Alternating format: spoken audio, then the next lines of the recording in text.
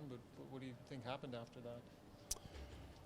Well, there's going to be a lot of talk about the break and what it did and didn't do to our team, and you know, one thing we anticipate a little bit of rust as far as passing goes and maybe timing and maybe finding our legs, and I think that existed a little bit in the game, but that doesn't account for structure or systematic play. That didn't change over the break, and it certainly doesn't account for blue paint play or paint in and around our net and their net. They were certainly much hungrier than we were in that area. And I don't know where the emotional part of it comes into the break.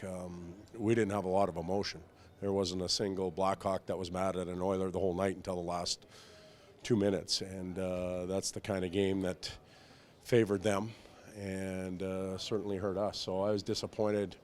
Obviously disappointed in the loss and the power play, penalty kill, all that type of stuff, but disappointed in the emotional level of our team. And you know, do we chalk that up to the break and not understanding how hard it was to play again and how much emotion you have to have, or were we just not in it?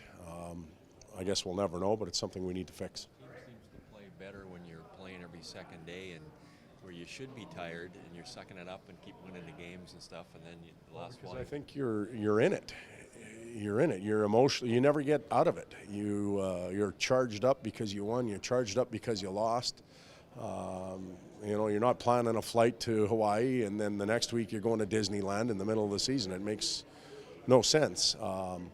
And yet, with that being said, there's 29 other teams that are going to go through it, and there's going to be some teams that do a really good job of managing it and some other teams that don't.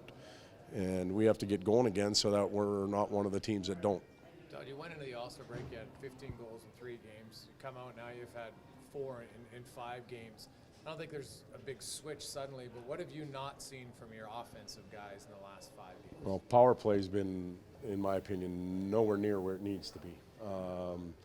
You know, the execution and the intensity there, we may have to shuffle some things around.